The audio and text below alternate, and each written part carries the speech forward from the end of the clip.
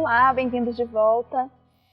Hoje nós vamos falar da comunicação não violenta. E para isso nós estamos aqui com Guto Frank e Cíntia Ferrari, que são os idealizadores da metodologia Acordo de Paz. E a gente está aqui para um bate-papo, né, para a gente trazer o que é a comunicação não violenta, como surgiu, quais são os pilares da comunicação não violenta e como isso tem conversado com o ordenamento jurídico, com o direito, com a atividade judiciária, né?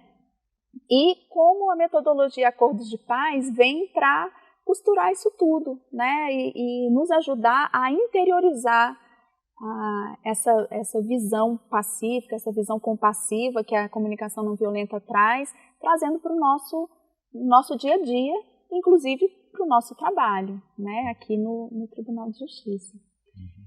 Então, esse é o Guto Frank, essa é a Cíntia Ferrari, meus amigos, né, idealizadores da metodologia Acordo de Paz.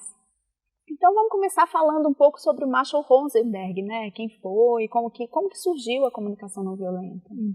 Acho que você pode começar.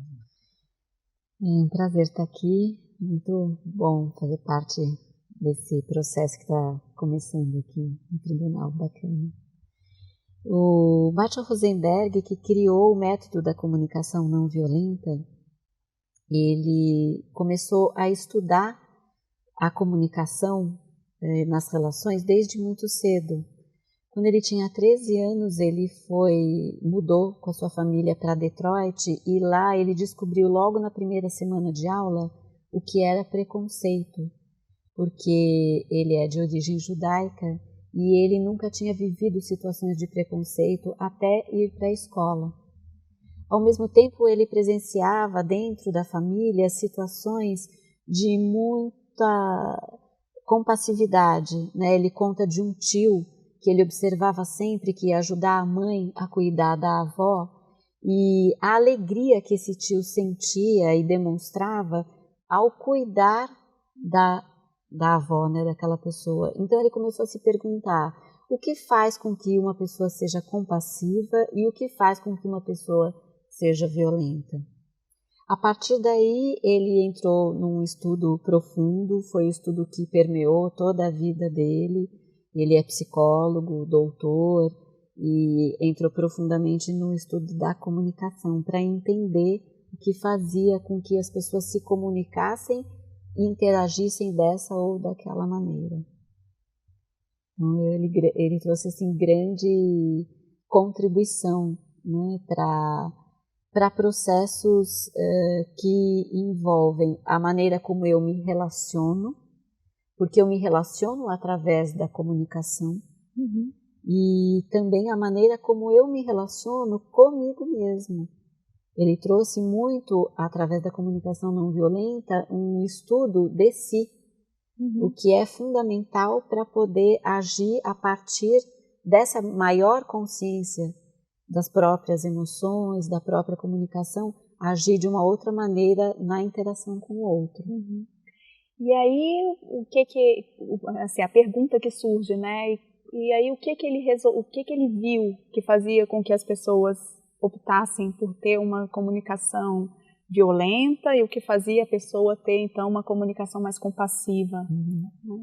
Então, exatamente esse estudo que ele fez, né? Ele observando as pessoas, ele foi ali codificando como que eram as atitudes dessas pessoas, como elas faziam, né? A maneira como se comunicavam e como as outras também percebiam. E ele foi criando justamente esse método da comunicação não violenta, baseado em alguns pilares, né, que são 4 pilares da comunicação não violenta. Ele percebeu também que muito tinha a ver com a educação, né, que a gente recebe ou não recebe. Então, hoje em dia, aqui no Brasil, recentemente, né, em dezembro passado, foi homologada a Base Nacional Comum Curricular, que prevê a inclusão das habilidades socioemocionais, da educação socioemocional. E isso tem muito a ver com essa proposta que o Marshall traz desde os anos 60 nos Estados Unidos. Porque ele diz o seguinte: nós não aprendemos a conhecer os nossos próprios sentimentos. A gente não foi educado para isso. Então, como eu posso gerenciar minhas emoções se eu não as conheço? E essa é muito a base.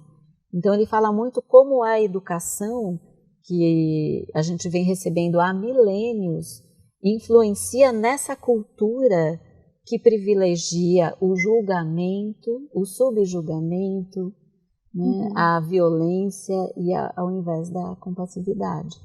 Sendo que de alguma forma a gente também tem essa opção pela compassividade, que é toda a proposta da comunicação não violenta. Sim, porque num processo que não cabe agora a gente aprofundar, mas num processo que ele estudou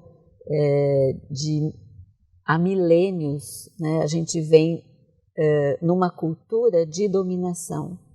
E para que alguém domine, alguém precisa ser dominado. E isso inclui julgar. Isso inclui, existem os bonzinhos e existem os malvados. Isso inclui castigo e punição. E é assim que as nossas sociedades vêm vivendo há muito tempo.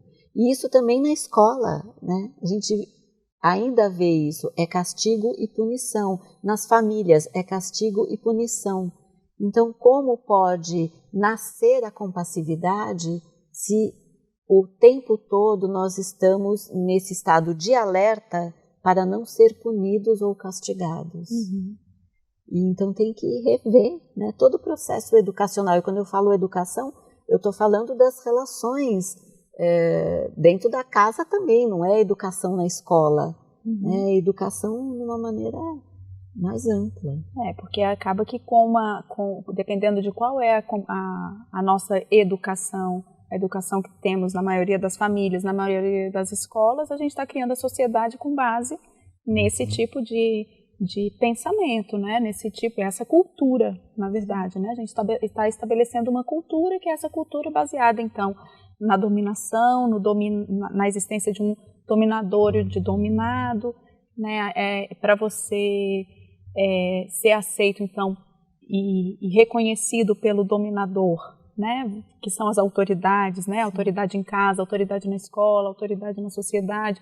A gente precisa se adequar ao que é certo para receber recompensa, né? Porque se eu não for correto também, eu tenho ali a punição preparada, já pronta para mim. Né? Então, e aí que ele chega nesse caminho, né? Como que nós podemos fazer diferente a partir de tudo isso que nós já constatamos da educação, como que é feito, como que nós podemos fazer diferente? E aí, então, que ele elencou esses pontos, né? Os 4 principais pontos da comunicação não violenta, que são observação, sentimentos, necessidades e pedido. E aí nós vamos falar um pouquinho sobre isso também, sobre cada ponto desse.